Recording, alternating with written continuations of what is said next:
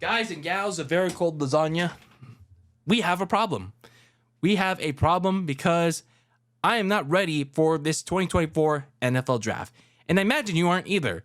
So let's talk about what we're unexpecting for this upcoming draft in our Filthy Casuals guide to the 2024 NFL draft.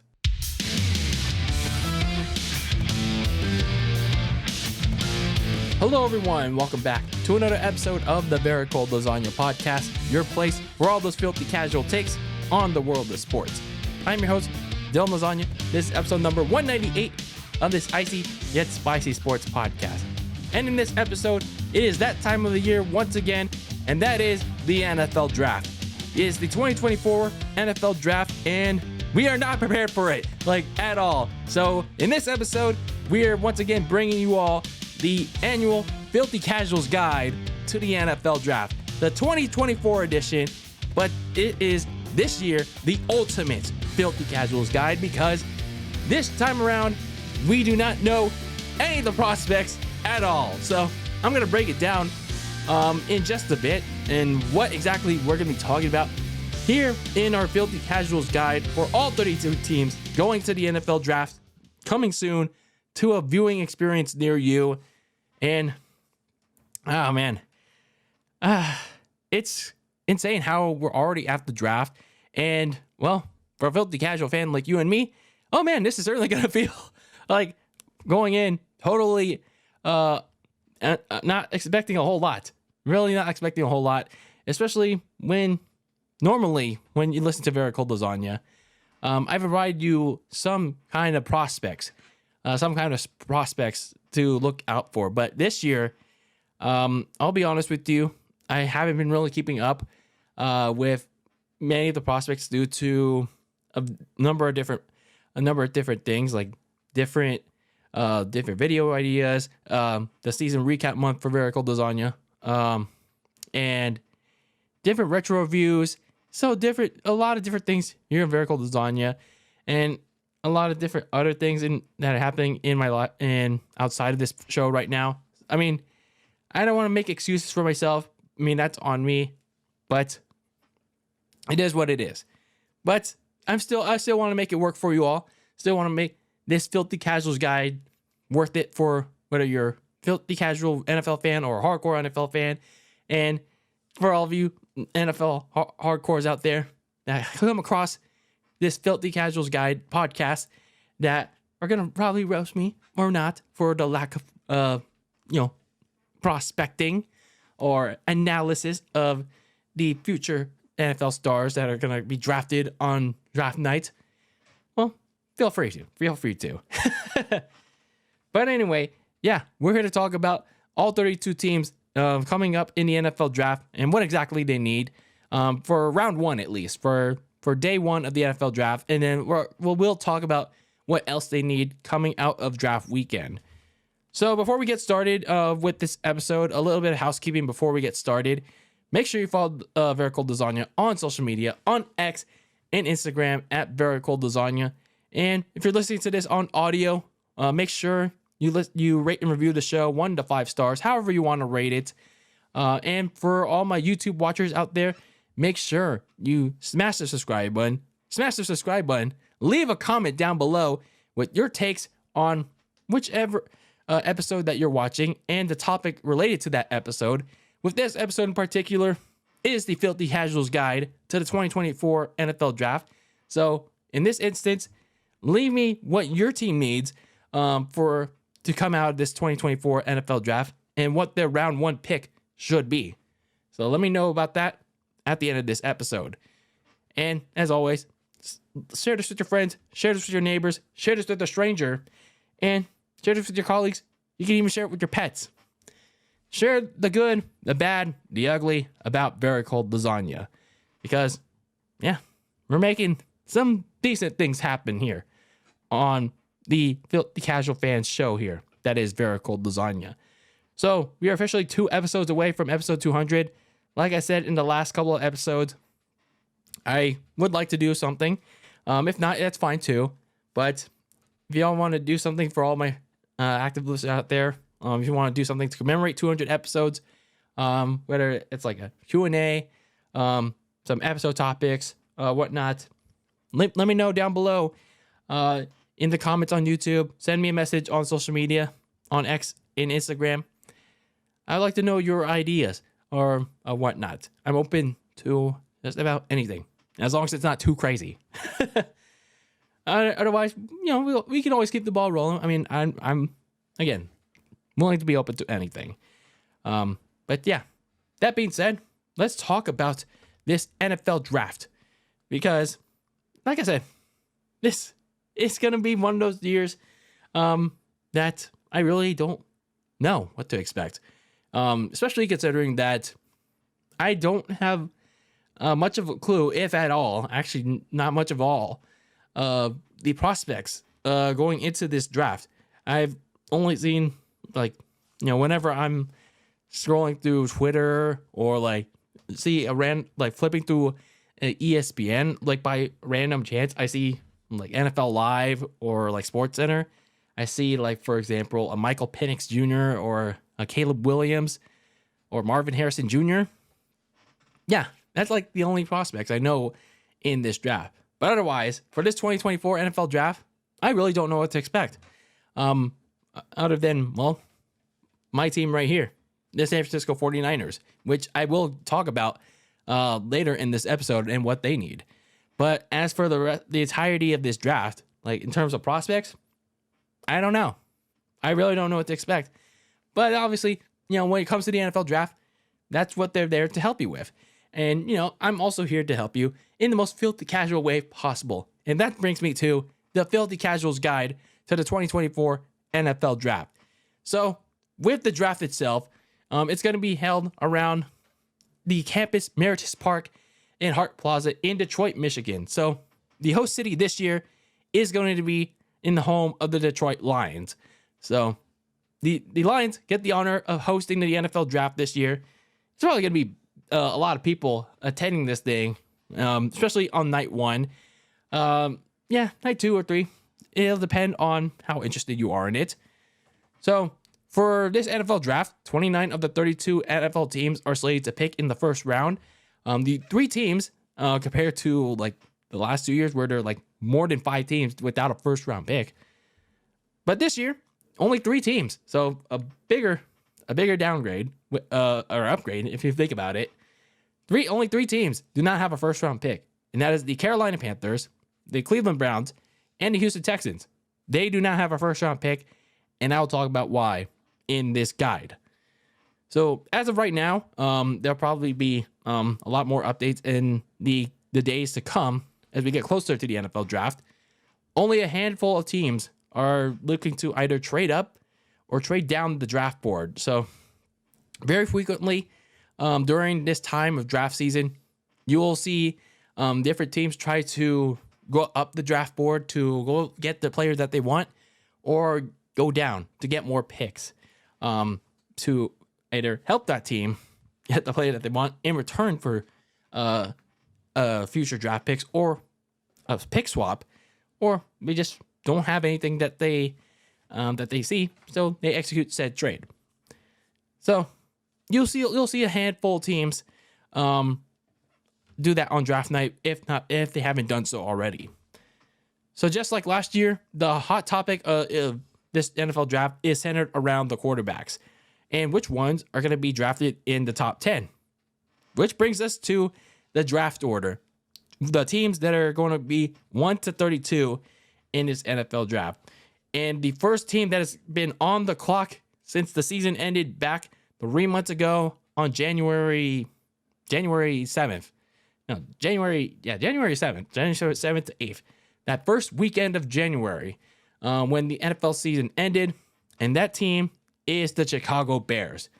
So the Bears, they actually had a better regular season record than last year, much better at 7-10. But there's a caveat of why they are the number 1 overall pick in this NFL draft. That's because the Carolina Panthers, who had a 2-15 record, they actually earned the rights to the number 1 overall pick. But unfortunately, they made a draft deal from last year that saw them go up from 9-1 to go and get their quarterback Bryce Young. So in return, in that deal, they sent their first round pick for this year to the Chicago Bears. So that's where the Bears stand now. So the Bears, yeah, like I said, their season record was 7-10, much better than where they were last year with 3-15, and now they're looking to they're kind of in a good spot. And when we look at what they addressed in the offseason, they're in a position to do exactly what they need to do. So when you look at their offseason move that the Bears did, you look at the likes of DeAndre Swift at running back, tight end Gerald Everett, trading for Keenan Allen at receiver from the Chargers, and guard Ryan Bates, also acquired via trade. But perhaps the biggest move that they made in the offseason was trading away their first-round pick quarterback from 3 years ago, 2021, in Justin Fields. So out goes Justin Fields, and in comes in, well, the guy that they're going to be drafting real soon at quarterback. And that quarterback is, well, to be determined. But we all know who that answer is going to be, most likely. But we know that top need is going to be quarterback nonetheless.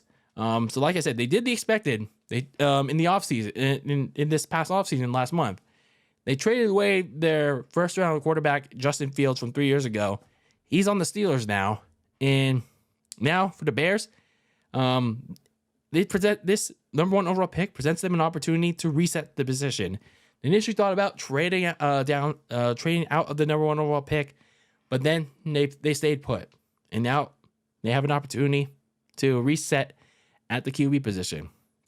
Now the question is, who do they draft? Like I said, I talked about I talked about the name Caleb Williams from USC or Drake May, the other top quarterback prospect. Which one they draft is a question. Either way, the Bears have to make the right choice at that number 1 overall pick. So for the Bears, they have some other needs that they need to address to go and help their quarterback, but I would stay tuned for later in this episode when I talk about those other needs. So at number 2, we have the Washington Commanders. So their season was a 4-13 finish. Not exactly the record that they wanted, but for most people, it was expected. So the Commanders, they were pretty aggressive in the offseason with their new regime of Josh Harris, Dan Quinn, and their new general manager.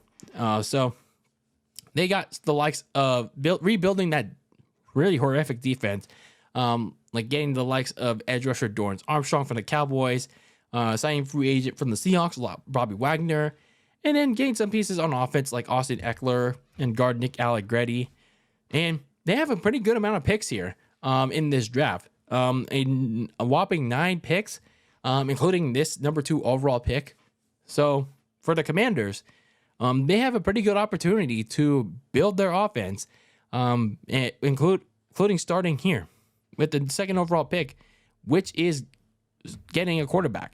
Getting a quarterback is essential for the Commanders if they want to take that step in the NFC East, because they already traded away. They shipped off Sam Howell to the Seattle Seahawks, but now they got to make a decision of, well, who's going to be their long-term starter. That remains to be the case. So whoever the Bears don't pick at number 1, well, the next man up is going to be Washington's new quarterback. So looking at some of the other needs that the Commanders are going to have to pick later on in the draft, I look at receiver, offensive line, and edge rusher. So the Commanders have enough draft picks to get at least two of each, two receivers to help out their top receiver, and then they have to continue to beef up that offensive line because it was a mess for Sam Howell in 2023, and then they traded away a lot of their almost all of their pass rush in 2023. So you got to rebuild the defensive line. in this draft. So getting an edge rusher should also be key. So you have to mix and match of getting some plug-in starters and getting some developmental projects for the future if you're Washington. So looking at the third overall pick, you have the New England Patriots, who also had a 4-13 record in 2023. And they didn't really do all that much, probably due to money or trying to settle in with the new regime of Jared Mayo at head coach. So, yeah, free agency was pretty quiet for New England, only getting secondary players like Antonio Gibson at running back and receiver KJ Osborne. So that was pretty much it.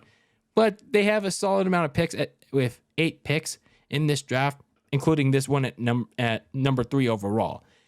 So when you look at the Patriots in this draft, I mean, just like with the previous 2 teams, they shipped off their 2021 first-round pick, Mac Jones, to the Jaguars. Yes, the all-elite Jaguars, who, well, unlike the Patriots, do not have a dynasty. So I don't know why they called their recent pay-per-view that.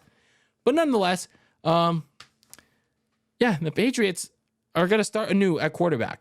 Who that quarterback is going to be? Well, that's going to be decided with that third overall pick. So whatever the Bears and Commanders don't pick, that's what the Patriots are going to do. Now, unless if they trade out of that pick, which I don't think they should do, but I think that they're going to go with getting a quarterback at third overall. Now, I just hope that Jared Mayo, their new head coach, he did his good homework. He really did some homework on who the next QB is going to be. And when you look at the rest of their draft plan, or what I think should be their draft plan, it should be pretty much anything offense, like getting receivers, building up the offensive line. Because, like I said, they didn't do all that much in free agency to address the offense. So they need a new top receiver. They need some help in the offensive line. So they should be using more than half of their picks after round 1 to give their new QB the help that, well, they refused to get Mac Jones. So the Patriots, this draft should be mainly all about offense. And that starts with that third overall pick at quarterback. That's unless if they trade it, though. And then that's another story. So at number 4, we have the Arizona Cardinals. And they're, well, pretty much just like with the Patriots and the Commanders. They also had a 4-13 record. So Arizona, they pretty much are already set. They pretty much already set with their quarterback position, unlike with the other 2 teams. They have Kyler. They're gonna stick with Kyler Murray for now, but he needs some help. He needs some new toys to play with in the passing game. So when you look at that 4th overall pick, it's pretty obvious what he needs. He needs a new top receiver, and including with the 4th overall pick here, they have about 10 picks to address that. But until you get to the other 10 picks, addressing the receiver is a must with this pick right here at number 4. So with those other draft needs, I would say tuned as well, because we'll talk more about Arizona later on this episode. So for the Cardinals, before we move on from them, they did address like some other supporting needs in free agency, like Jonah Williams, and then Justin Jones and Bilal Nichols, and in the interior defensive line, and then corner Sean Murphy Bunting. So for Arizona, they have to go receiver at number 4 overall to go and get Kyler Murray some help. So at 5th overall, we have the LA Chargers, and they didn't exactly have a great season because so many close games. They had some key injuries on offense, including to Justin Herbert. And, well, of course, we all remember that game in Las Vegas where they got their butts whooped by the Raiders that led to the firing of Brandon Staley and Tom Telesco, the head coach and GM duo. And in came Jim Harbaugh at head coach eventually. So the Jim Harbaugh regime is going to have a little bit of work to do in this draft because they didn't do all that much in free agency because, well, the previous regime left them with no money to spend, if any, because all they did in free agency was get some backup running backs from Baltimore and Gus Edwards and J.K. Dobbins and a linebacker in Denzel Perryman. And they also traded away Keenan Allen to the Bears. But they do have 9 picks to try and fix that. So 2 of those picks should be going to receivers. And one of those receivers should be drafted with the 5th overall pick. So Jim Harbaugh, in that regime, they need to use these first 2 picks on getting 2 starting receivers. Whatever Arizona doesn't draft at number 4, the LA Chargers need to go at number 5 to go and get the next best receiver out there, because who does Justin Herbert have to throw to? Like, there's basically no one on that roster that screams number 1 receiver, downfield threat. Like, no one. And he's going to need another one as well. So I hope Jim Harbaugh and Joe Horowitz, the general manager, they go get him another receiver. Oh, 2 actually. So speaking of their other draft needs, the ones I'm looking at as well, they need a corner, they need a running back, they need a center. So they need to grab another corner because, well, they've been lacking that for a while. And they tried with J.C. Jackson, but that really failed. And yeah, grabbing another running back doesn't hurt as well, especially if they can get it on day 3, because I wouldn't really trust so much, going into the season, having 2 injury-prone running backs in Gus Edwards and J.K. Dobbins. So I would try to go and get a running back if you're Jim Harbaugh. So at number 6, we have the New York Giants, and they had a pretty bad season, like that was terrible from the start, and was exemplified further when Daniel Jones tore his ACL mid-season, and it was pretty much over from there. So the Giants tried to address as much as they can. There's a little bit of roster turnover, but they tried to address their needs as best as they could by getting 2 linemen in John Runyan, if I pronounced that correctly, and Jermaine Elunamore.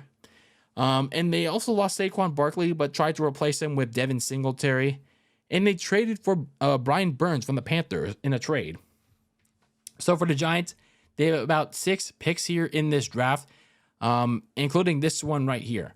So they have to make a choice with this 6th overall pick, because they have a couple needs that are pretty much pressing going into not just this season, but in this draft. Because there's a lot of needs for the Giants on this offense, but they can't address them. They're not going to be able to address them all in this draft, because I feel like there's a couple others needs at other positions. So they got to address like 2 major ones at least. And that's receiver and offensive lineman, because Daniel Jones, he doesn't have a top receiver other than Darius Slayton and Wendell Robinson, but it's not really that downfield threat that Daniel Jones needs. So getting a top receiver is a must for Daniel Jones, or if you want to amp up the protection, finally upgrade the protection that Daniel Jones desperately needs, getting a tackle, getting a left or right tackle, whatever the Giants need to upgrade that exterior protection on Daniel Jones's outside lines. Either one, Daniel Jones needs to be protected better next season. So getting another tackle wouldn't hurt the Giants. So regardless of what they pick first, it is key that coming out of this draft, the Giants need to have addressed both receiver and offensive line. So looking at some of the other needs coming out of this draft for the Giants, well, like I said, they tried to replace Saquon Barkley with Devin Singletary, but looking at the Singletary season with the Texans, I mean, he had a little late season surge, but you can't realistically expect that kind of consistency from Singletary, especially if the Giants continue to ignore receiver. So getting a day 3 running back or maybe a day 2 one for the Giants is key. And then getting a linebacker to address the in-season trade of Leonard Williams is a must to upgrade that defense. So looking at the 7th overall pick for the Tennessee Titans at 6-11, which was the record last season. So for the Titans, it was a season that was kind of expected because of the injuries, the roster slump, I suppose, and a little bit the changing of the guard in Tennessee. So for the Titans, they were pretty aggressive. They were pretty aggressive in the offseason, getting the likes of Calvin Ridley, Tony Pollard, and then getting corners to upgrade that defense, Chidobe Awuzie, and then trading for Chiefs corner L'Jarius Sneed, who was fresh off a Super Bowl. So they got some upgrades on both sides of the ball. Now it's a matter of, what do you do from there?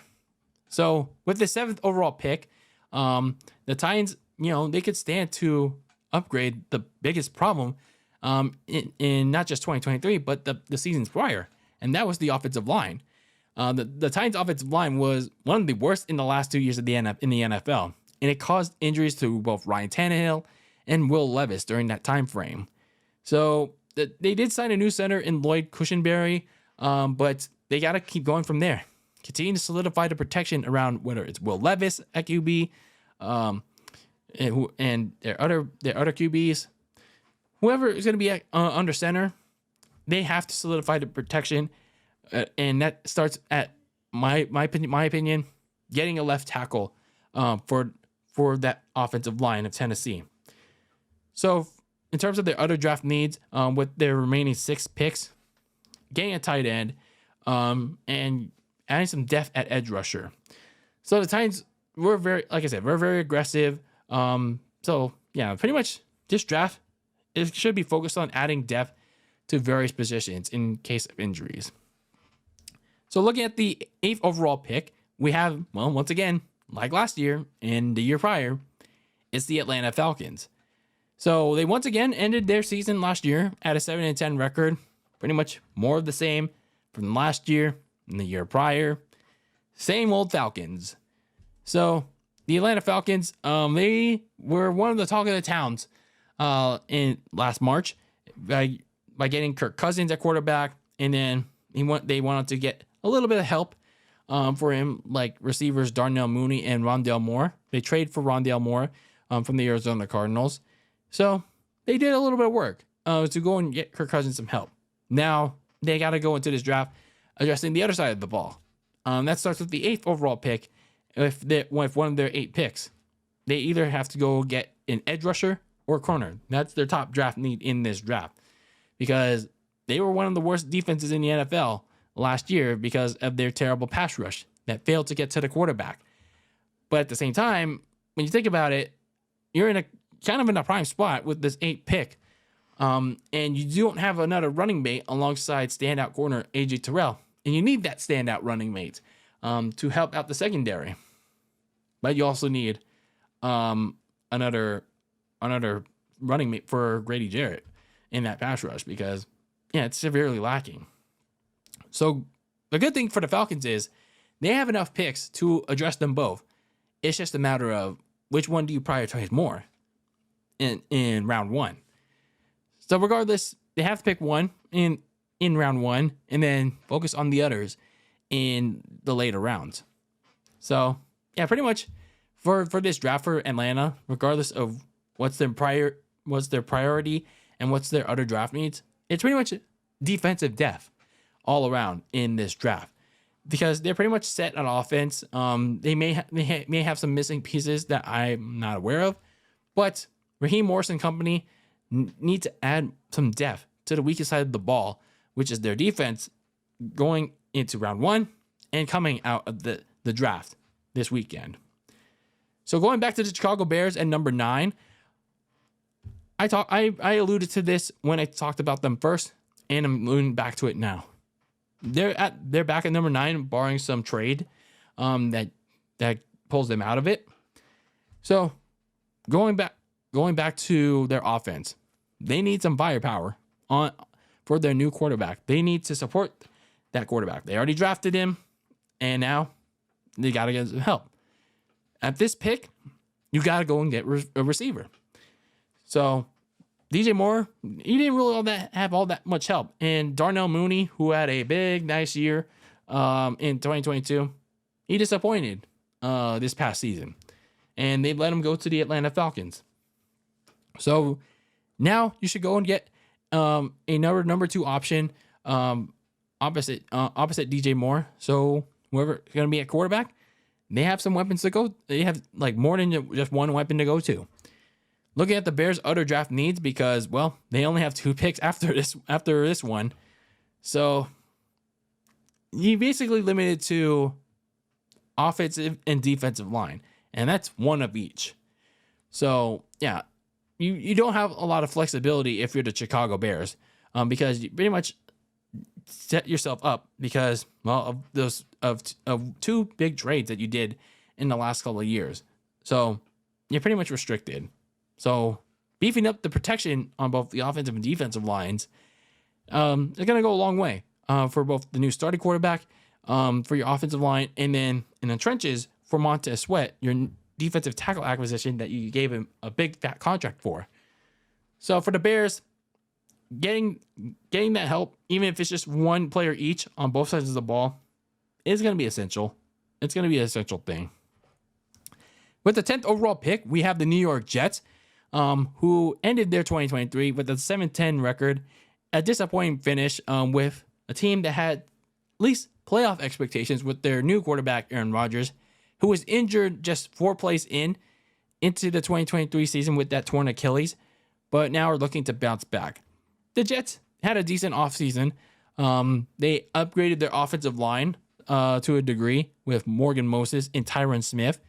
They also got themselves a tight end, and they also got themselves a defensive tackle in Javon Kinlaw, and another weapon for Aaron Rodgers to throw to in Mike Williams. However, he's also coming off a torn ACL. So the Jets have seven draft picks, including this one at number 10. When the Jets go into day 1 of this draft, they should be looking at the offensive line, continuing to build around that offensive line. And it's a little tricky when the Jets look at the offensive line, because you already got Morgan Moses and Tyron Smith. But I do think they should still try to draft a tackle, because it's kind of old. I mean, not like, oh, the topic is old, or like the offensive line is old. The offensive line, that lineman that they signed, they're literally old. They're both 33 years old. And yeah, in this day and age, like in real life, it's like, oh, that's not really that old. But in NFL age, it is old. So they should go younger at one of the tackle spots to protect Aaron Rodgers. And sure, they might not be a immediate starter, but if Moses or Tyron Smith underperform, or they can't stay healthy, you at least have a starter, or at least have that rookie ready to play, and hopefully and can get some reps that can hopefully improve over time.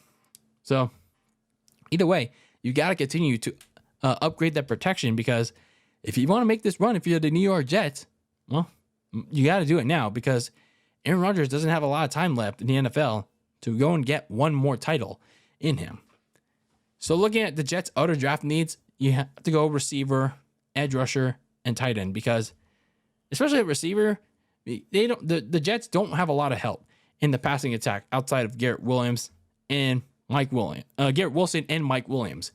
Because, yeah, like I said, Williams is coming off a torn ACL, and who knows if he'll be 100%, if he'll be like his usual self, like he was with the Chargers. So getting both a viable receiver as well as a viable tight end, they're both essential.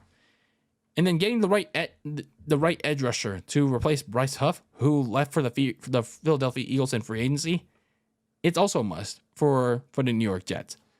So for the Jets, they gotta come out of this addressing the offensive line, as well as continuing to build around the passing attack of Aaron Rodgers, mainly, at least. For the Minnesota Vikings, at number 11, they have a little bit of a dilemma. Because they finished their season at 7-10. They had some hopes of at least being a wild card team, but that went down the drain midseason because of Kirk Cousins tearing his Achilles, and they were right down in the thick of it at the very end, but just fell short with the quarterback carousel that they had, but just fell short. So Kirk Cousins has moved on to Atlanta, and they replaced Kirk Cousins with Sam Darnold. Yeah, the former first-round pick that has flopped in the various teams that he has played. I mean, I wouldn't say I think flop is a hard word, but he has been He's just been middling. He's been middling where he has been in the various teams that he's been. But if you're the Minnesota Vikings, you can't really be that serious if you're considering going into 2024 with him as your starter. Like, no chance in hell, unless you think if you see something in 2025 that you think, oh, the quarterback class is going to be a lot richer than this one, then maybe it's a tanking season for them. This is a throwaway season for the Vikings, especially considering that they traded up for another first round pick, but more on that later. So other than this, I mean, you've already addressed a bunch of number of defensive positions, like getting edge rusher Jonathan Greenard and linebackers Andrew Van Ginkel and Blake Cashman. The main concern is your quarterback. Like, at number 11, and having another first round pick in this draft, do you package those two and try to move up into the top 10? Because it's something to be worth watching. If you're a casual, hardcore NFL fan, because the Minnesota Vikings, they are in an interesting proposition. Because when you look at their other draft needs, well, let's actually talk about that later on in this episode. So moving on to number 12, we have the Denver Broncos at 8-9. That's where they finished their most recent season, and they are in absolute hell. I say absolute hell because, their season ended with Russell Wilson on the bench, even though he was okay. He wasn't terrible, but he also was not the greatest when he played most of the season. And Sean Payne benched him in the final two games of the season for Jarrett Stidham. And they finished the season 8-9. And then they released Russell Wilson and obtained a nearly $90 million dead cap. That means they have to pay Russell Wilson $90 million over the next over the next 2 years. And I think including $80 million in cash because he signed with another team this year. Ouch. If you're Denver. So they were pretty much handicapped. This offseason, regardless of what they did. So even with the 8 picks that they have, which is pretty much a miracle for if you're the Denver Broncos. But when you're going into this draft, you're even lucky you have a first round pick compared to last year when you didn't have a first round pick, and the year before that you also didn't have a first round pick. You're thinking about getting a quarterback, but that's easier said than done because by this point the top options for a quarterback might be gone.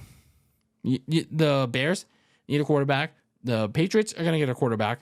The Commanders are certainly going to get a quarterback. So that's 3 teams already in the running for the quarterback. And you never know. Minnesota could also get a quarterback. So if you're the Denver Broncos, are you even in a position like where you are right now? You won too many games, and can you really get a quarterback at number 12? I mean, anything's crazier, right? And you can't even trade up to get one because, well, what picks do you have to offer a team that's worth it? So Denver is going to need a good ton of help on defense as well. looking at their draft needs, like edge rusher, corner, and linebacker. So nearly every position on defense, they need to use their remaining draft picks on, which is a good thing for them because they have enough picks to do such. So looking at number 13, their division rival, the Las Vegas Raiders, they also finished 8-9, had a little bit of a promising end to their season. And thanks to their interim head coach, and now permanent head coach, what was it? Damian Pierce? Antonio Pierce. I'm getting the names mixed up. It's been a long 2024 already. Antonio Pierce, the Las Vegas Raiders seem like they could be a team a little bit on the up and up in the AFC. I wouldn't say dethroning Kansas City, but they could be a team to kind of watch out for if they can get their quarterback situation under control. So, looking at their offseason signings that they addressed so far, it was okay. I mean, the only major one was on the defensive side with Christian Wilkins, but other than that, a little bit of mix and match, like Alexander Madison, running back, to try and replace Josh Jacobs, who went to the Packers. And then they got another quarterback to compete with Aiden O'Connell and Gardner Minshew, Uncle Rico from the Colts. So the Raiders do have at least a solid amount of picks with 8, including here at number 13. So the Raiders, just like with the Broncos, they probably won too many games to go and get a long-term quarterback. And all those options are probably going to be gone by now unless they wait till round 2 if one of those options that they want is still there. So right here with round 1, prioritizing the offensive line is going to be a must because they gave up a lot of pressure on the right side, especially on the interior. There's kind of a reason why Jimmy Garoppolo, when he was playing, he was getting pressured a lot. He was getting rattled a lot, like usual. So they should look into finding a right guard, if not a right tackle, but don't roll out a search on the other side of the interior as well. So look at some of their other draft needs. It certainly concerns their defense because it did well last year, but I mean, it shouldn't. Their upgrades this offseason so far, it shouldn't stop there because, Nate Hobbs at linebacker and Max Crosby at edge rusher, they certainly need Nate Hobbs at corner. Sorry, they can certainly use some running mates for their respective positions because, their partners in crime kind of struggled at different points last year. And then at running back, they should also search for a day three back in the event that Zamir White or Alexander Madison, they don't pan out. And then going back to quarterback, if there's someone out there day 2 that they like, that they think can be a starter eventually, then go and get it. Go and get it if you're the Raiders. So looking at the New Orleans Saints at number 14 overall, and they've been in cap hell. I mean, but they've always came out on top with a good amount of picks, including at number 14. So they didn't do a whole lot in free agency because, like I said, they've been in cap hell, no money to spend, other than getting 2 defensive players in Chase Young and Willie Gay. So this should mainly be addressing the offensive line if you're New Orleans in round 1, because the Saints have had issues on both sides of the ball, both sides of the trenches for a few years. But here in round 1, O-line should take higher priority to better help Derek Carr stay healthy, because Derek Carr in 2023 has had to leave the game at varying points of the year. So you want him to stay in the game for 60 minutes for full games for the whole year in 2024. You don't want him to go in and out way too much like he did this past year. So getting a new starter, where it's at left or right tackle or in the interior, is a must. Looking at some of their other draft needs is, well, on the opposite side of the trenches, the defensive side. The interior defensive line should take as much priority because, well, Cameron Jordan needs a lot of help. That pass rush has really struggled as I mentioned in my team recap of them. And then getting another receiver could also use some help. Chris Olave and Rashid Shaheed, because they released Michael Thomas. So getting a receiver is a must for them. And getting a backup option for Alvin Kamara certainly couldn't hurt for them.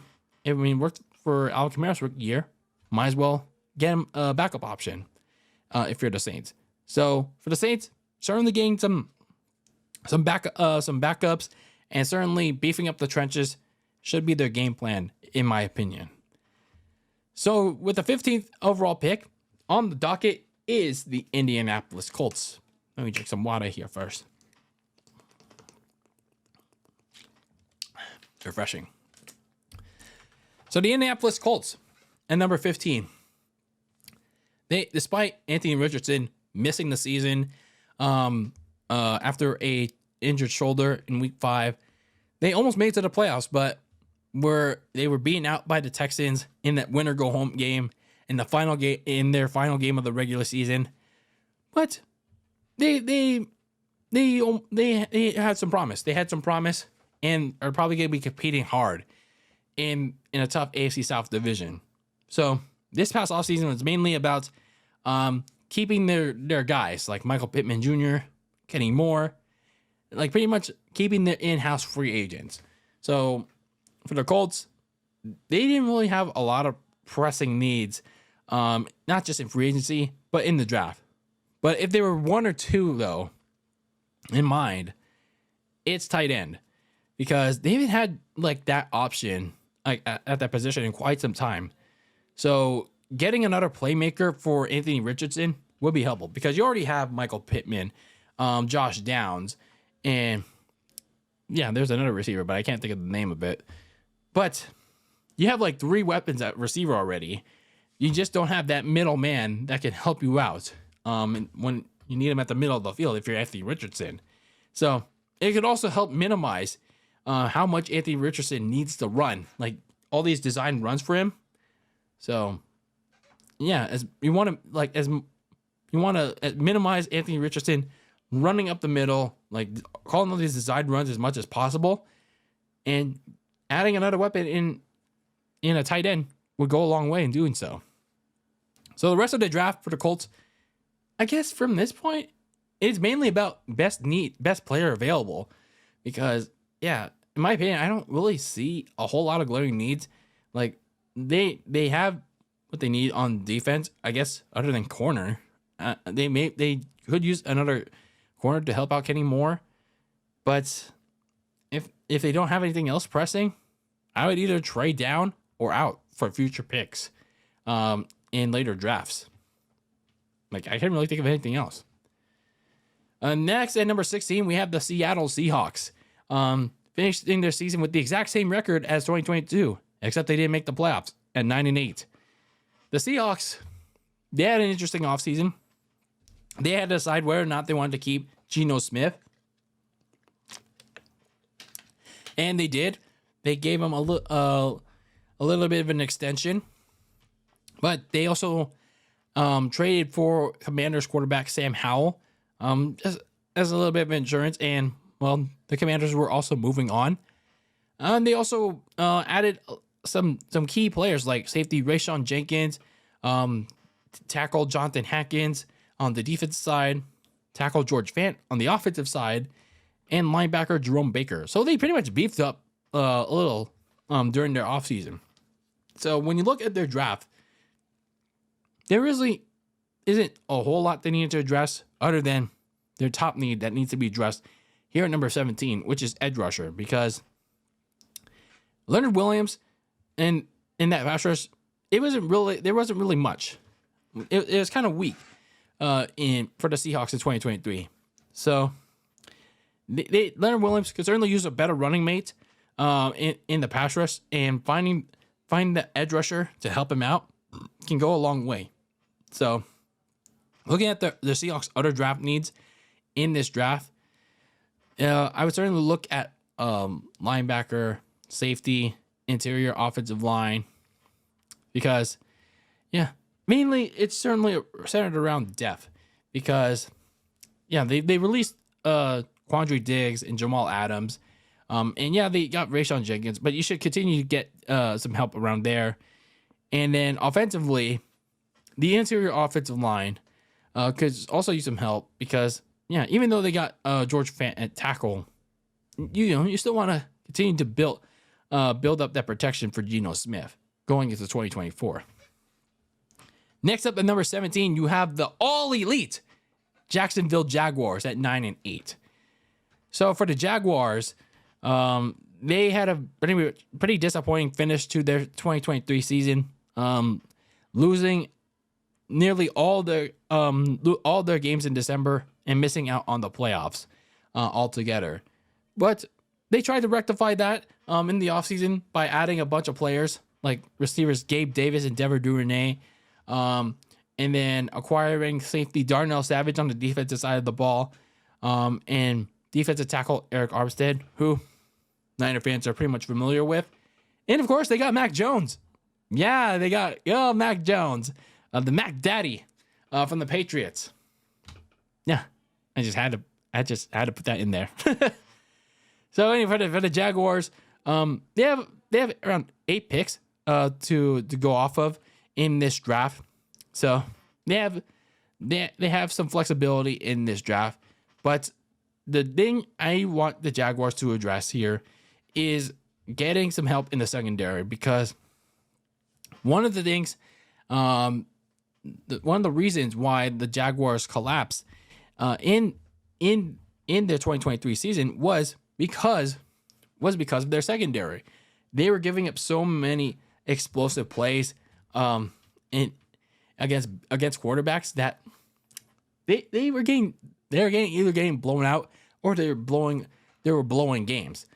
And the second, corner Tyson Campbell needs help. Like, he doesn't have a lot of help in the back end of the defense. But fortunately for this draft class, there's plenty of good corners from at least some of the little Twitter snippets that I've seen. So for the Jaguars, they got to pick a corner to give them some help. Now, of course, that shouldn't be the only thing. That shouldn't be the only thing that the Jaguars should get. They still need some help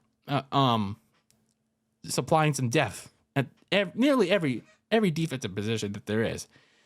But in terms of what their other draft needs are, pretty much offensive and defensive line depth. Adding some help in the trenches go a long way. If you're Trent Baalke, as long as they don't have a past injury history, of course. Especially, if you're looking at the offensive side of the ball, get Trevor Lawrence as much protection as you can, because you don't want to repeat of late last year with him having to play through multiple injuries and getting injured in the first place. Then we look at the Cincinnati Bengals at number 18, who finished the season with a 9-8 record, almost having made to the playoffs with a backup quarterback, but just fell a little short. So the Bengals didn't do a whole lot in free agency, and they did adjust at least some part of their defense, like Sheldon Rankins at defensive tackle, and beefing up a little bit their back end secondary, like safeties Geno Stone and Von Bell. Safety was a little bit of a problematic position for the Bengals in 2023, so they don't have to worry about it in this draft. And the Bengals have a rich amount of riches of picks in this draft with 10, including here at number 18. But I feel like with the Bengals, the theme every year since Joe Burrow came into the NFL has been hashtag protect Joe Burrow. And I feel like, here at number 18, that shouldn't change, because they're in desperate need of a right tackle to solidify that ever-changing, always constantly evolving offensive line. The offensive line that pretty much always has, different starters, different players leaving for greener pastures. Yeah, that offensive line. So getting a new right tackle for the Cincinnati Bengals is a must to finally have a consistent offensive line. So looking at their other draft needs, well, the Bengals could certainly consider getting a new receiver opposite Jamar Chase, because Well, T. Higgins is playing on the franchise tag. He mentioned about in a recent interview that he's probably gonna have to play under that franchise tag. And if he doesn't get a new deal done after this season, then at least for the Bengals, they have a receiver already. And they also lost Tyler Boyd in free agency. So the Bengals should consider getting a new receiver opposite Jamar Chase, especially in the event that T. Higgins doesn't play beyond this season. Defensively, you got to add some depth at both corner and edge rusher, especially after losing Chidobe Awuzie in free agency. Because, like, you can't expect to go into this season like not having having those spots, right? So at number 19, you have the LA Rams coming off a wild card berth, falling short in Detroit. And they've been a little aggressive. They've been a little aggressive in free agency so far, addressing a problematic area, which has been their defense, like getting corners Darius Williams and Tre'Davious White and safety Cam Curl, while addressing part of their offensive line, which was guard Jonah Jackson. Now, compared to previous years where the Rams were very inactive in the draft, you expect the Rams to be very active in this draft because they have a number of picks. They have a boatload of riches in this draft with 11 picks overall, including here at number 19, and expect them to use it here. One of them here. So the Rams have a little bit of a choice to make with this number 19th overall pick because their GOAT defensive tackle, their best defensive tackle of all time, Aaron Donald, he announced his retirement last month, and now basically his position is basically it's a priority. It's like you have to fill that space like immediately. Who's gonna be that man to step up for him? And right now, as it stands, the Rams don't have that. So getting help for second-year edge rusher Byron Young is also a priority. And like I said, going back to before, finding that successor for Aaron Donald is. Fortunately for the Rams, picking one or the other is not the end of the world, whether it's finding Aaron Donald's replacement, successor, or getting some help for edge rusher Byron Young. Picking either one is not the end of the world in round one because you have a boatload of picks. 10 after round one to go and get one or the other. So looking at some of their other draft needs, the Rams offensive line, it was a better unit in 2023, but getting some depth, it can always go a long way. And then if you're less needed in Sean McVay, you could always consider getting a better backup behind Kyren Williams because the running back room is kind of barren right now. There's nothing there. So getting some help behind running back Kyren Williams, he certainly need it. He's certainly going to need it. And then looking at the quarterback position, I'm not sure what's going on with Stetson Bennett right now. I'm hopeful he's doing all right because he's been like MIA from the Rams, and they recently signed Jimmy Garoppolo. So with two veteran quarterbacks who has had injury issues, but at least with Matthew Stafford, and he's won a Super Bowl. But if Stetson Bennett is not going to be available for the Rams this season, I would consider getting a new quarterback, at least like whether it's in day 2 or day 3. Looking at number 20, we have the Pittsburgh Steelers. The Steelers, it's your usual Steelers type of season. You win a lot of games over 500. You keep Mike Tomlin's 20-year-long winning season number of winning seasons alive, and then you get bounced in the first round of the playoffs. But at least for the Steelers, they're moving in a new kind of different direction, aggressive direction for the first time in forever, because it's a new regime at quarterback, or should I say quarterbacks, because they acquired Russell Wilson in free agency after he got released by Denver, And they also, for some kind of reason, they also traded for Justin Fields from the Chicago Bears. So you got a little bit of a quarterback competition. Probably the most interesting one this year. They also addressed their defense by getting linebacker Patrick Queen from the division rival Ravens. And they also traded for Dante Jackson from the Carolina Panthers. But they gave away their secondary receiver, Deontay Johnson. So something had to give. And that actually goes to my top need for this team, receiver, because they shipped away Kenny Pickett, not only Kenny Pickett to the other side of Pennsylvania, which is Philadelphia, but they also shipped away one of his go-to running mates, and not only George Pickens, who was still on the team, by the way, but it was also Deontay Johnson. So getting another receiver alongside George Pickens for whether it's going to be Russell Wilson or Justin Fields is a must, because if it's just going to be the same old shit by just going to George Pickens all the time, that's not going to fly for the opposition against Pittsburgh. Look at some of the other draft needs. It's basically the offensive line, because alongside getting another receiver in the later rounds of the draft, yes, they need another receiver besides the round one receiver. Adjusting the offensive line is a must too, because their interior and their exterior, the center and left tackle, it was pretty weak during Pickett's tenure, and it led to former Steeler Mason Cole getting cut. So addressing both of those spots is essential for the black and gold brigade as Pittsburgh. So looking at the Miami Dolphins next at number 21. They had some high expectations. They were pretty much on a roll for most of the season, and then they had another late season collapse that ended in a first round exit in the playoffs. They lost a lot of players this offseason, and they have very little picks to make up for it, with only six, including this 21st overall pick. And after this one, they're only down to 5.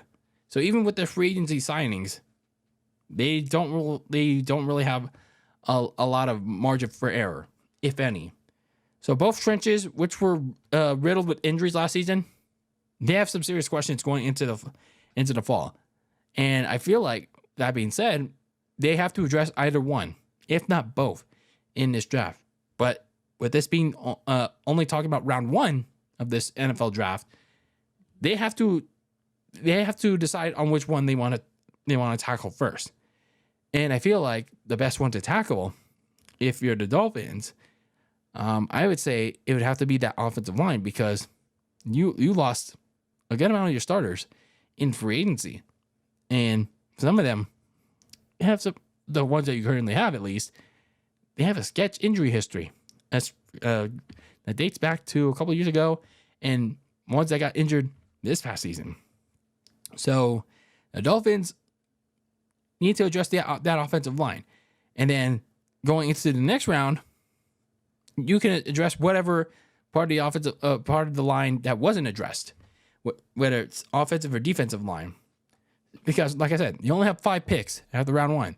So you have to kind of mix and match both sides of the trenches. That should be the main priority. Another thing that they should also consider, at least use 1 pick on, is getting another receiving option alongside Tyreek Hill and Jaden Waddle. The Miami Dolphins are kind of in an interesting proposition when it comes to this NFL draft, and not in a good kind of way.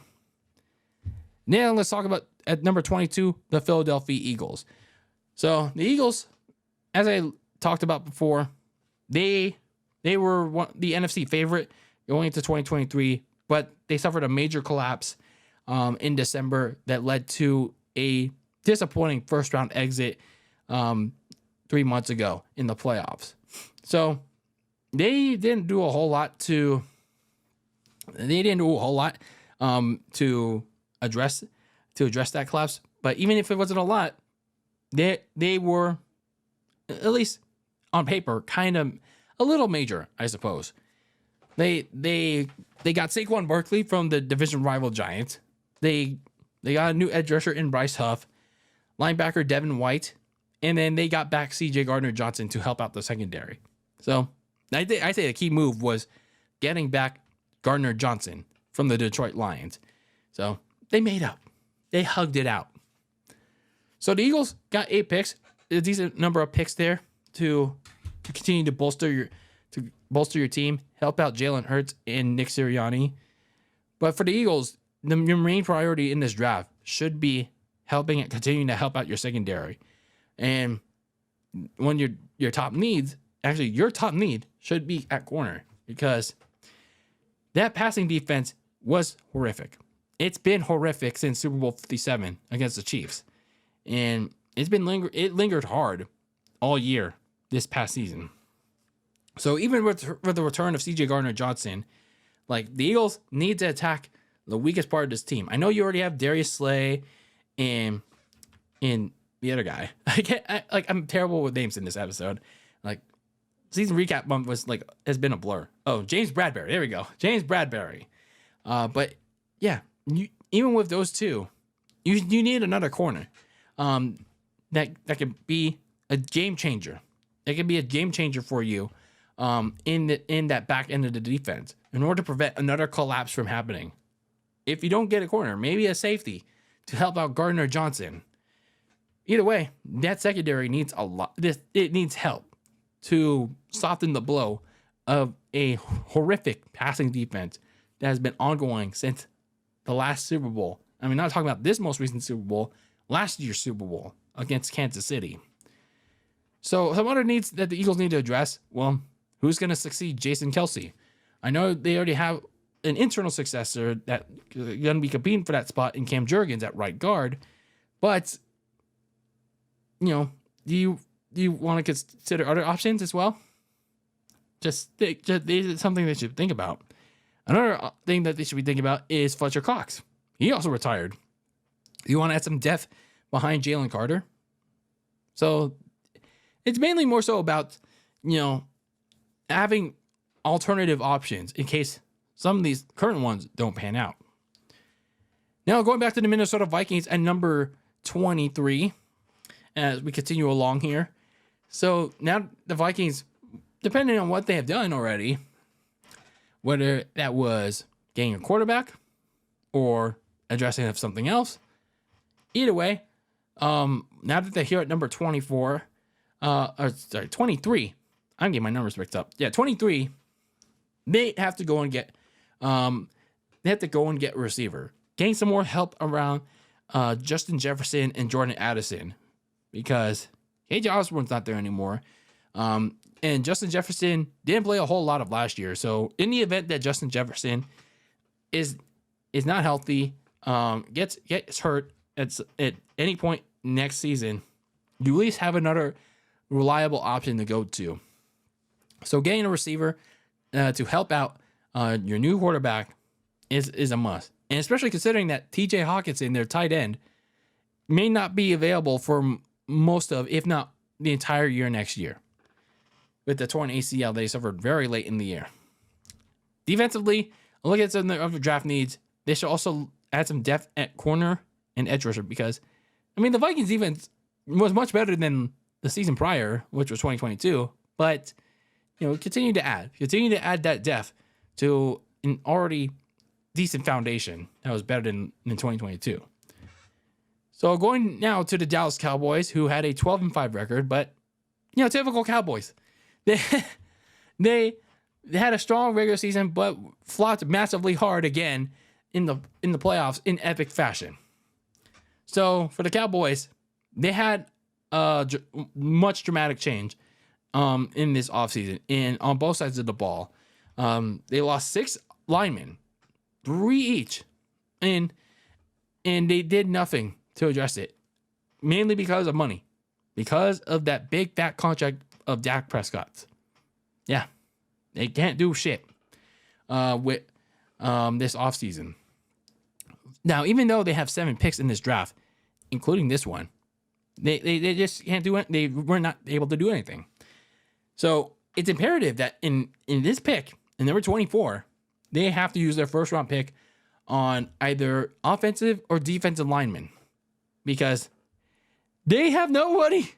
More than half of their offensive line and defensive line is gone. So they need depth on the whole two lines. Like, they got to use more than half of their draft picks on the trenches, on the trenches. So think about that. It's like they couldn't do shit. They could not do shit in the offseason. Now they have to find a way to make it up here. So if they have any remaining picks to do so, you got to go find a receiver, because they're severely lacking at depth at the receiver position, because they released Michael Gallup, Tony Pollard also, and he also had to address running back too, because Tony Pollard left for the Titans in free agency. So the Cowboys are in a very bad position right now in terms of depth. So they better find a way to address it in this draft. And that starts with round 1 at number 24. So looking at number 25 with the Green Bay Packers, they're in a kind of good spot in terms of where they are right now, because these young Packers, who had a surprising late season run that includes the playoffs against the Cowboys, and then a very close game against the 49ers that they almost won. The Packers don't really have a whole lot of pressing needs in this draft other than defense. But if there's one thing though, with Green Bay, they can stand to address the offensive line here, because they released a longtime left tackle David Bakhtiari. So maybe they can address that here. And keep in mind, they do have 11 picks in this draft. That's a lot. And now again, they can use that to trade down or trade out of certain points of this draft and stockpile that for the following year draft. So you can always keep that in mind. Like, they don't have to use them all, but something to consider, because they can replenish at different positions like guard, linebacker, corner, safety. They can pretty much do as they please. Like, I looked at the roster recently, and to be honest, I know it's only 1 year, but where they are right now, where they are and how they played in that late season stretch, there really isn't a whole lot that they need other than defense. So maybe gain some depth at corner and safety. Maybe that's what they need to go on a run in 2024. That starts here at the draft. So now looking at the Tampa Bay Bucks at number 26, they won the NFC South. They went on a much deeper run than expected, just falling short in the divisional playoffs against the Lions. They didn't do a whole lot, mainly because of their own cap issues, but they did manage to make two major moves, and that was re-signing Baker Mayfield and receiver Mike Evans. Now, they have a decent number of picks with seven total picks in this draft, including here at number 26. But they have some work to do in order to try and retain their division title in 2024. And my major need for this team is beefing up the interior offensive line.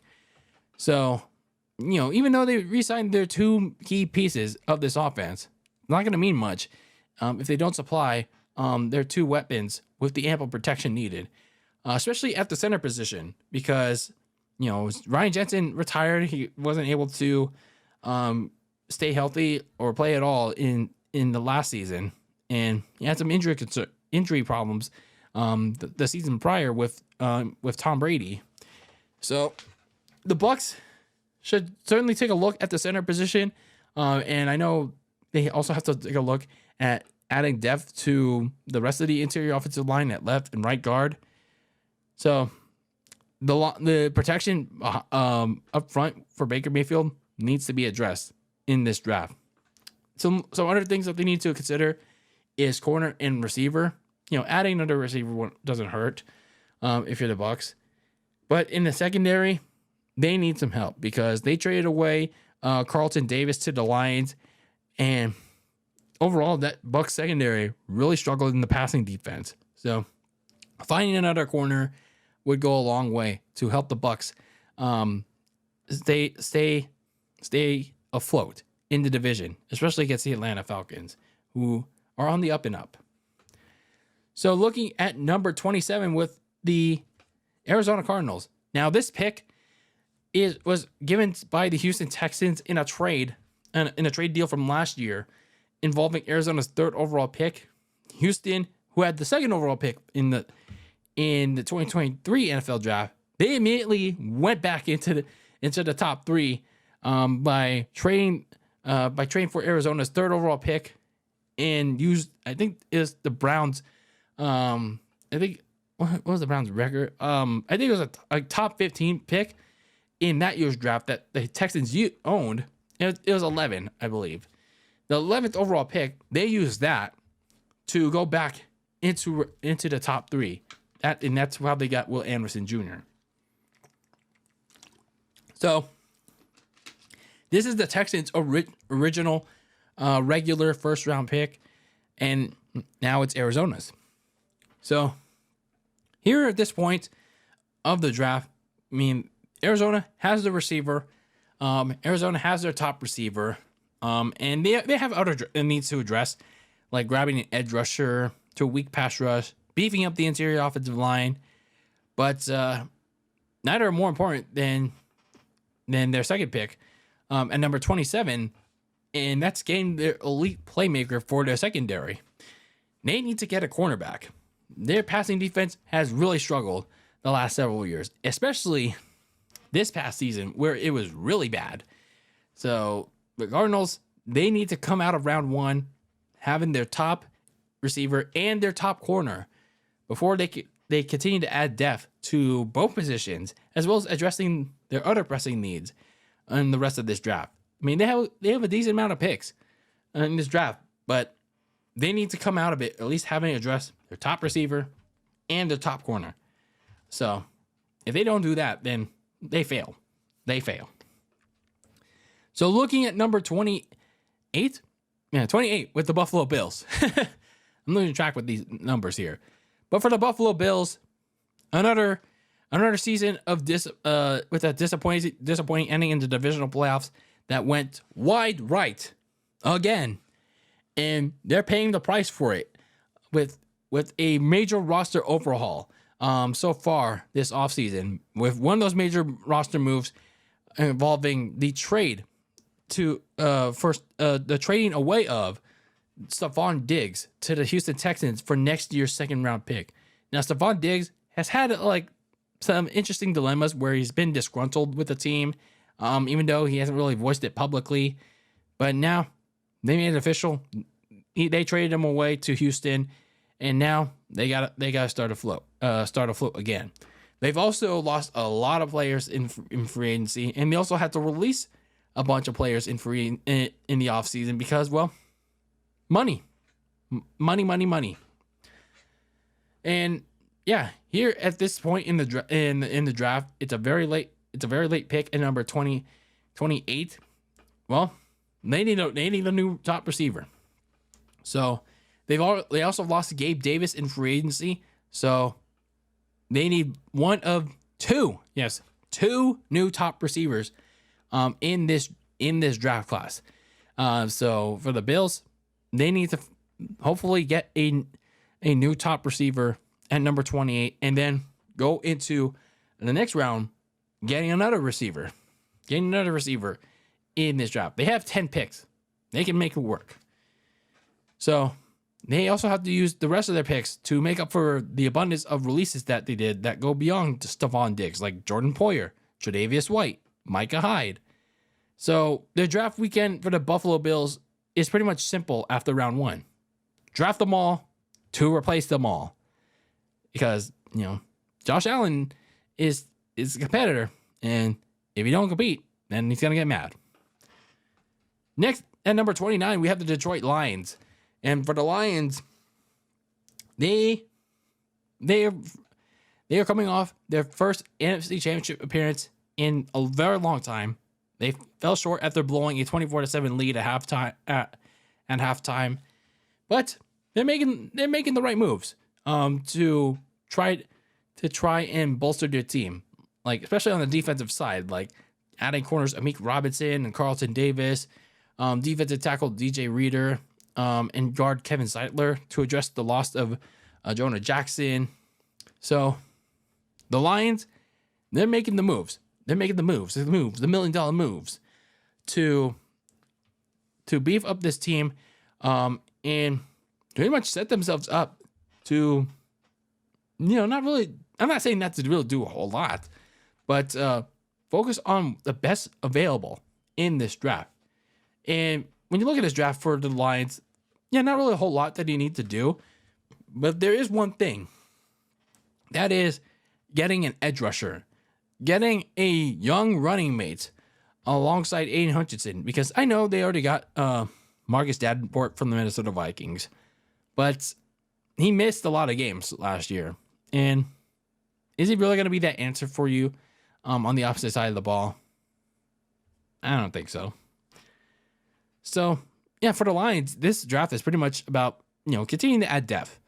Adding depth at different positions, if not, getting picks, getting future picks by trade. At number 30, we have the Baltimore Ravens.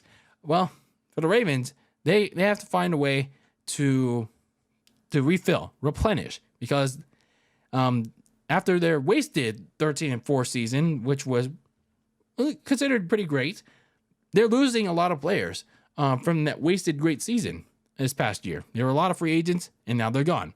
And because of limited money, they haven't done much to fix it. All they did was add Derrick Henry. Yeah, that's it. So, at number 30, there's still some things that they can do. There's plenty of players available. So, the one thing that they need to address is finding that replacement for linebacker Patrick Queen, like the key cog of that defense, the one that played the most snaps in that group, because he is certainly going to be a big loss for that defense. That defense still gonna be fine, but not as impactful as last year, and it certainly won't be if they don't find his replacement like real soon. They should do it here with the 30th overall pick. Some of the other things that the Ravens need to address is, maybe getting another receiver after losing both Odell Beckham Jr. and Devin Duvernay last month in free agency. And then, you're taking to add some interior help at guard, getting the corner to help out Kyle Hamilton. So, adding some depth could go a long way for the Baltimore Ravens if they really want to finally get over the hump, especially if you're Lamar Jackson. Now, for Niners fans that are here, let's talk about my team. The San Francisco 49ers, going into the NFL draft, coming off a painful Super Bowl loss to the Kansas City Chiefs. Let's talk about first what we've done so far this offseason. I mean, it's been an okay offseason. We've added edge rusher Leonard Floyd, defensive tackles Jordan Elliott and Malik Collins. So pretty much addressing the pass rush. I mean, which is good. I mean, that means the depth will be a little bit better than last year, if not equally, hopefully. And then other than that, that's pretty much it. So we have the Niners have about around 10 draft picks total, including the 31st overall pick here on the very back end of this first round of the draft. So for the Niners, it's pretty simple. Like you have one chance to not fuck it up here. You have one chance to not fuck it up with the 31st overall pick in this draft. All John Lynch has to do with the 31st overall pick in the draft is draft a right fucking tackle. Nothing else. No edge rusher, no corner, no receiver. A right tackle. Right tackle. It's all you have to do. Because the Niners had one chance to finish their story before Cody Rhodes did 2 months later at WrestleMania 40. 2 months prior, they couldn't have finished their story before Cody Rhodes. But because of Colton McKivitz and Spencer Burford, that went up in smoke. The story went up in smoke. Again. To the Kansas City Chiefs. And for some dumb fuck reason, Colton McKivitz is still on the team because John Lynch gave him a 1-year extension as a reward. I think Spencer Burford's still on the team too. I'm like, what the fuck are we doing? So anyway, at least in this case, the offensive lineman class, it sounds deep this year. So John Lynch and Kyle Shanahan better not use another first round pick on another edge rusher again. Another failed edge rusher again. Like, this year is essential. This year is like, I don't know if I'd say a last dance per se, because you have a lot of players. You like, after this year, you do have a lot of players that you're not going to be able to keep, and you do have Brock Purdy that's going to be contract extension eligible. So you might as well use this year to get him the damn protection he deserves, the damn protection he has earned. Get him a right tackle. It is not that hard at number 31.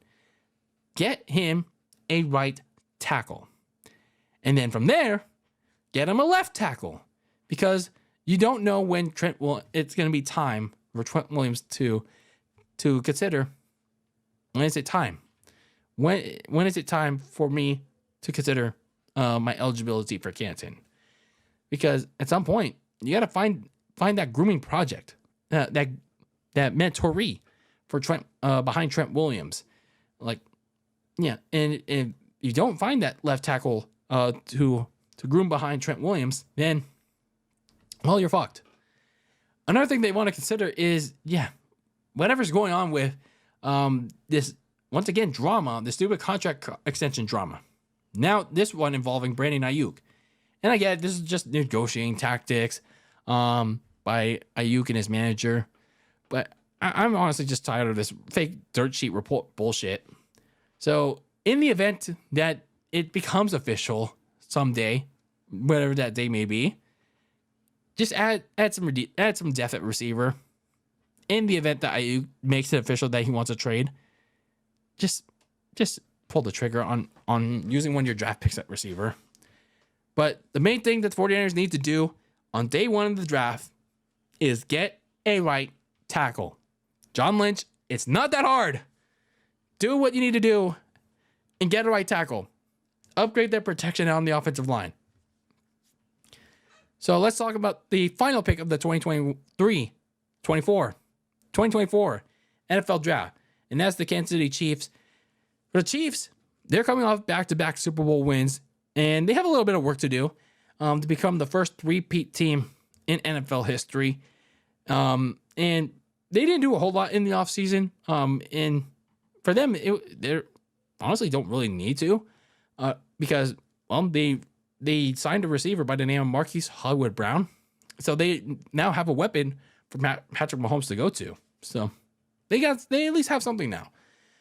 But if there is one thing that the Chiefs do need to address in this draft, is getting a new left tackle. So they did make the right choice in letting previous left tackle Donovan Smith stay a free agent.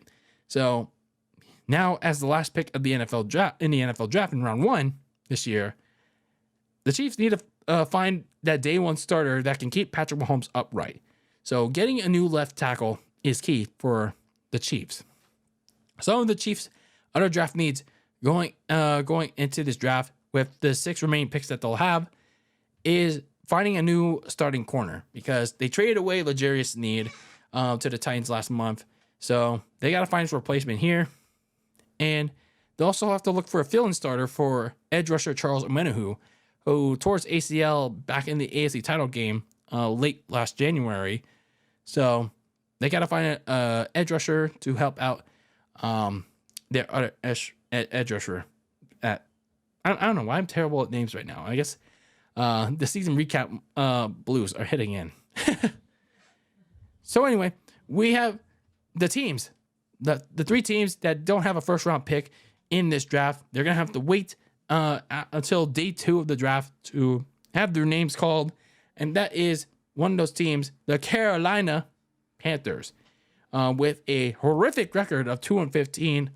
But they do not get the honor of being the first overall pick, because, as I mentioned, they traded that first round pick last year as part of the deal for between them and the Bears to go up from 9-1 to go and get their quarterback, Bryce Young.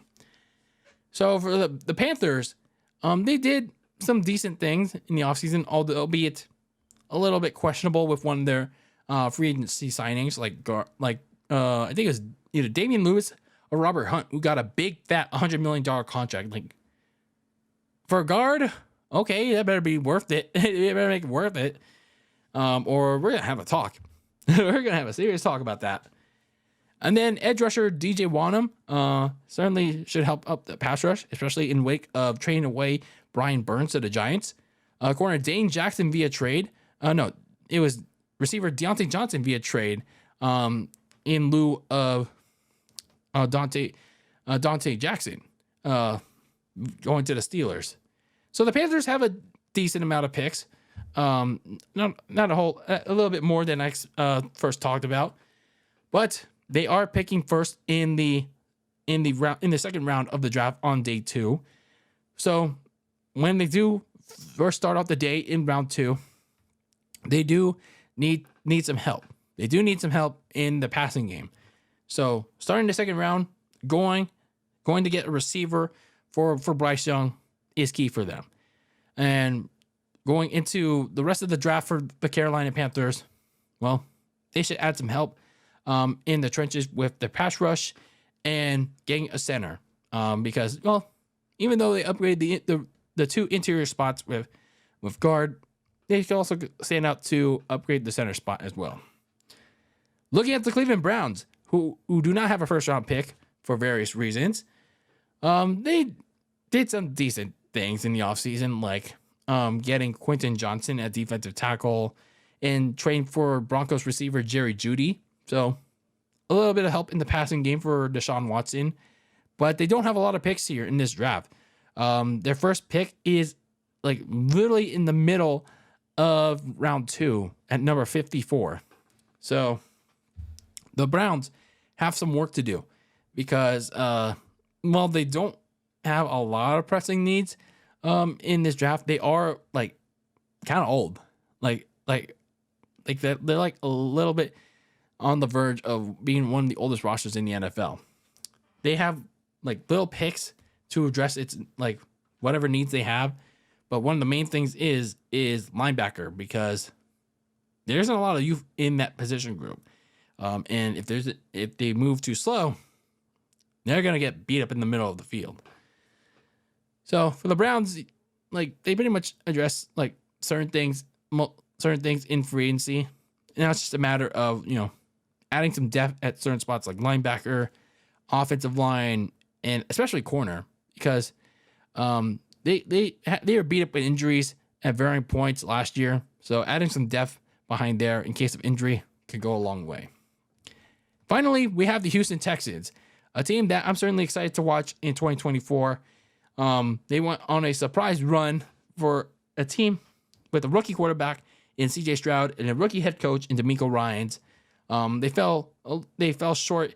They got beat up in the divisional playoffs, but the future is bright for them. And they had themselves a very aggressive offseason. And they still have an abundance of picks in this draft. So after getting the likes of Danielle Hunter, Azeez Al-Shaair, and Danico Autry and Tim Settle, as well as trading for Stephon Diggs, the Texans don't really have much to do in this draft other than adding whoever's the best available for their roster. Now, if I were the Texans, though, if there's one thing, I would add another receiver. Just in the event that their top rookie, Tank Dell, from last year is not ready to go from his broken fibula injury. They suffered last year. So I would just be weary of that. Like, I mean, I'm no doctor or anything, but emergency plan in that event. And then lastly, looking at some of their other draft needs, it's just basically, about depth, whether it's at offensive line, running back, and then the interior defensive line. But the Texans are in a pretty good spot, where they pretty much did their due diligence in free agency, and now they could just pretty much either go get some depth in the draft or work to go and get more picks for next year's draft. So they're in an interesting proposition that the Texans are. And with that was a pretty lengthy casual's guide to the 2024 NFL draft. And, well, where does your team stand going into this coming draft? Is it a bad one, a good one? Who are they gonna take? Which position needs to be addressed the most for you, for your team? Let me know in the comments on YouTube, or send me a message on social media on Instagram or Twitter at Very Cold Lasagna. I like to know your thoughts, and yeah, let's have a conversation about it.